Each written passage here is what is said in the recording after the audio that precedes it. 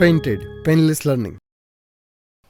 Hello, કેમ છો dear students? Board એક્ઝામને માત્ર હવે 10 દિવસની વાર છે. ઘણા બધા વિદ્યાર્થી મિત્રો ડરતા હશે. મારી પાસે ઓફલાઈન એકેડમી છે, આલ્ફા એકેડમીમાં ભાવનગરમાં ચલાવ્યા છે. અમારી પાસે અહીંયા 300ની સ્ટ્રેન્થ છે, બરાબર ને? તો ઘણા બધા વિદ્યાર્થી કાઉન્સેલિંગ માટે આવે ને કે સર આવડે છે, બધુંય સમજાય પણ છે, અને અહીંયા પેપર આપીએ ક્યારે સારા માર્ક્સ આવે છે, પણ છતાં એક બીક લાગે છે કે બોર્ડમાં નહીં આવડે તો ચિંતા થાય છે.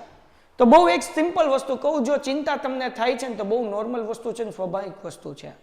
જેને ચિંતા નથી થતી ને એકચ્યુઅલી એને ચિંતા કરવાની જરૂર છે. ચિંતા થાય, થોડુંક બીક પણ લાગે, અને બધાને લાગે. જ્યારે હું હતો ત્યારે મને પણ લાગતું હતું.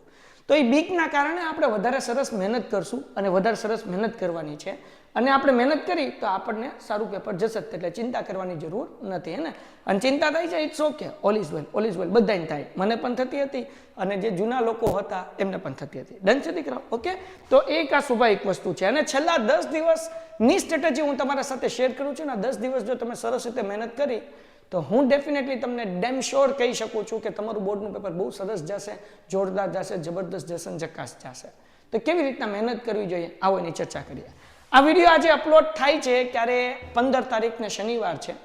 હું તમને રવિવાર એટલે કે 16 તારીખથી લઈને 26 તારીખ સુધીનું 11 દિવસનું ટાઈમ ટેબલ આપું છું.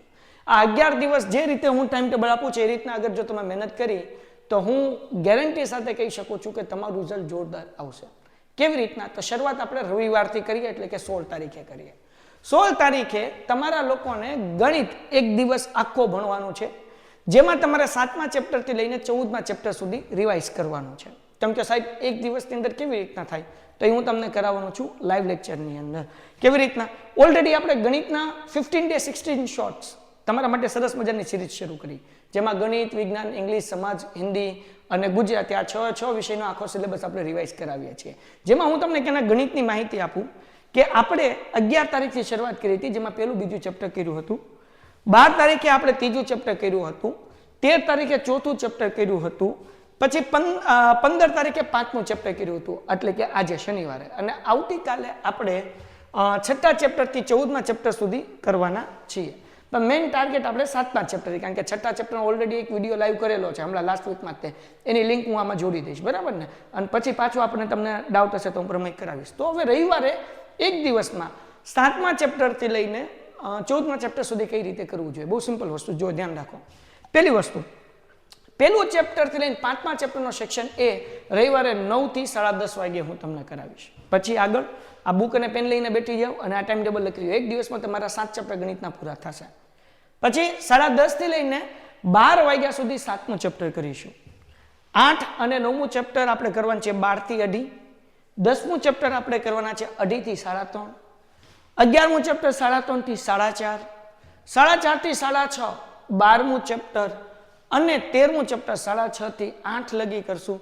અને 14મું ચેપ્ટર આપણે 8 થી 9 કરીશું, બરાબર? આ 12 કલાક નોનસ્ટોપ લાઈવ હું લેવાનો પ્રયત્ન કરવાનો છું.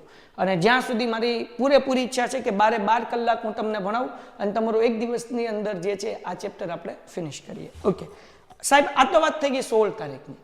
પછી તો કે 17મી તારીખ જ્યારે સોમવાર આવે ત્યારે તમારે સરસ મજાનું વહેલા જાગીને, એટલે એટલીસ્ટ 6 વાગે જાગીને તમારે એક દિવસમાં હિન્દી જે વિષય રાખ્યો એને હિન્દી પૂરું કરવાનું, અને સંસ્કૃત જેમને રાખ્યો એને સંસ્કૃત પૂરું કરવાનું. હવે કેવી રીતના ને મેનેજ કરશો દીકરાઓ?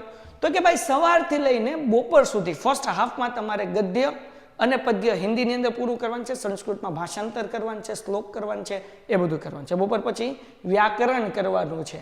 ડન છે? તો આવી રીતના 2 પાર્ટની અંદર એક દિવસ તમે લઈને બેઠો, હું ગેરંટી આપું છું 3 આ 3 કલાકના 4 સ્લોટમાં બેઠો એટલે 12 કલાકની અંદર તમારે થઈ જાય. સાહેબ અમે 3 કલાક કઈ રીતે બેઠીએ? અમારાથી પોસિબલ જ નથી 3 કલાક કરવું. હું તમને પ્લાનિંગ આપું બેટા કેવી રીતના બેઠવાનું.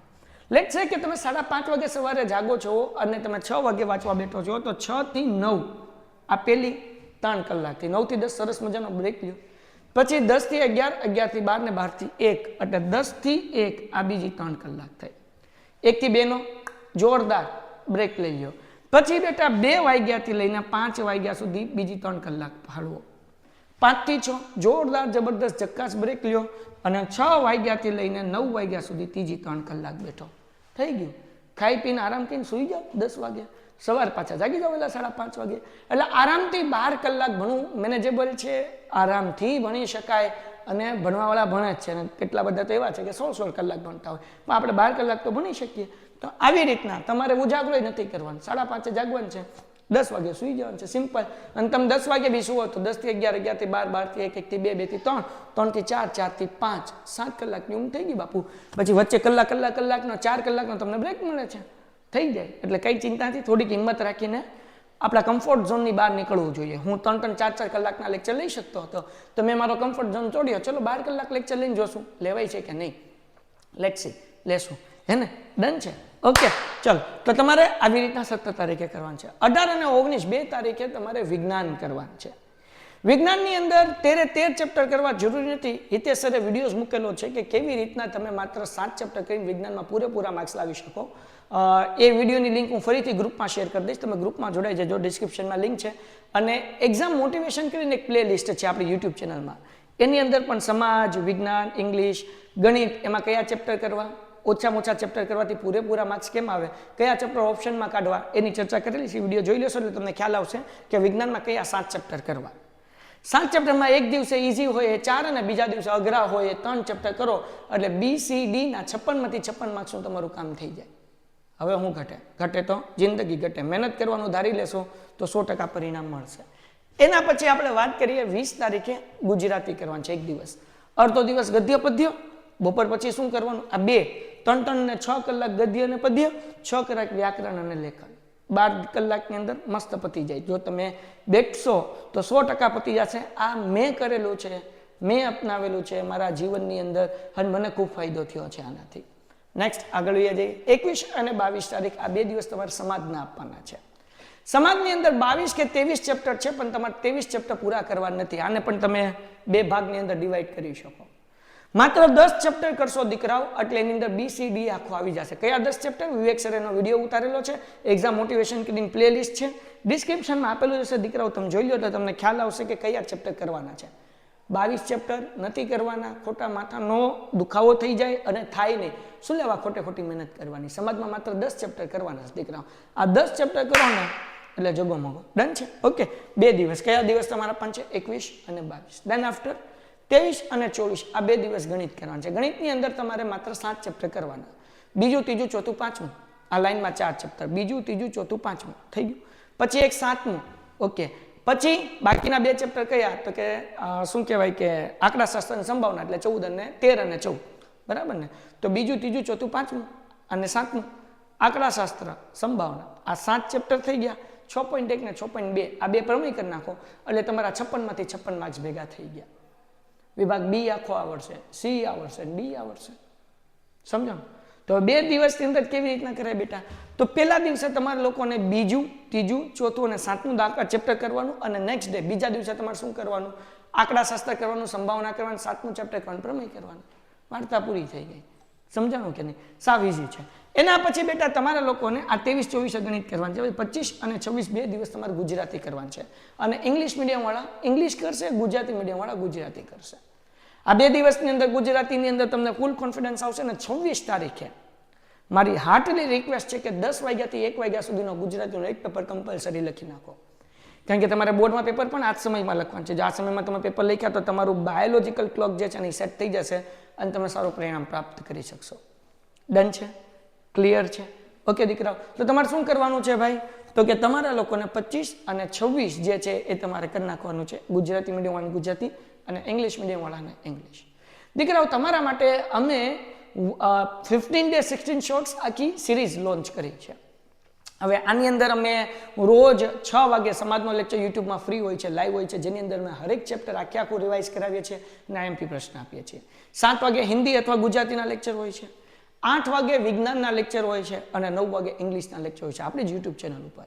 જો હજુ સુધી તમે એ વિડીયોઝ નથી જોયા 15 ડે 60 શોર્ટ્સના, જેમાં મોસ્ટ IMP બધું કરાવીએ છીએ, તો ડિસ્ક્રિપ્શનમાં લિંક આપેલી છે બેટા, આ બધા ચેપ્ટર જોઈ લો અને ફ્યુચરમાં આવવાવાળા લાઈવ લેક્ચરની અંદર તમે હાજર રહો કે જેથી કરીને તમારું જોરદાર રિઝલ્ટ આવે. અને બીજું કે ભાઈ એક્ઝામના આગલા દિવસે પણ IMP આવશે, ઠેઠ સુધી કરશો ને એક્ઝામના દિવસે સવાર 5 વાગે IMP જે છે સેક્શન એની જ તૈયારી કરશું કે જેથી કરીને 24 માંથી 24 માર્ક્સ તમારા વિજ્ઞાનમાં, સમાજમાં અને ગણિતમાં આવે. અને પછી તમારા લોકોને શું કહેવાય કે જ્યારે ભાષાના વિષય હશે ત્યારે સવાર ગ્રામર રિવાઇઝ કરશું કે જેથી કરીને તમારે એમાં પૂરા માર્ક્સ આવે. તો તમારે આ ચેનલ સબસ્ક્રાઇબ કરવાની છે. અમારો ટાર્ગેટ એ છે કે મેક્સિમમ છોકરાનું A1 આવે અને જે ફેલ થતા હોય એ પાસ થઈ જાય. જે 50% આવતા હતા એ 80% આવે. તમારો ખાલી એક ગોલ હોવો જોઈએ કે તમારે આ વિડીયો તમારા મિત્રો સાથે શેર કરવાની છે. લાઈવ લેક્ચરની લિંક શેર કરવાની છે. અમે રેડી છીએ તમારા માટે. તમે રેડી છો તમારા માટે? અગર હો તો ચેનલ સબસ્ક્રાઇબ કરો, લાઈવ લેક્ચર અટેન્ડ કરો, વોટ્સઅપ ગ્રુપની અંદર જોડાઈ જાઓ. એમાં અમે તમને PDF મોકલી દઈશું જેથી તમારું ભલું થાય અને તમે સરસ મજાની તૈયારી કરી શકો. ગ્રાહકોની જોવો છો, મોજે મોજ કરો અને લાઈવ લેક્ચરમાં જોડાઓ. મળીએ છીએ નેક્સ્ટ લેક્ચરમાં. ત્યાં સુધી ગુડ બાય એન્ડ ધન્યવાદ. લાઈવ લેક્ચરમાં રવિવારે સવારે 9 થી રાત્રે 9 તમારી રાહ જોઉં છું. ટાટા. Painted Painless Learning.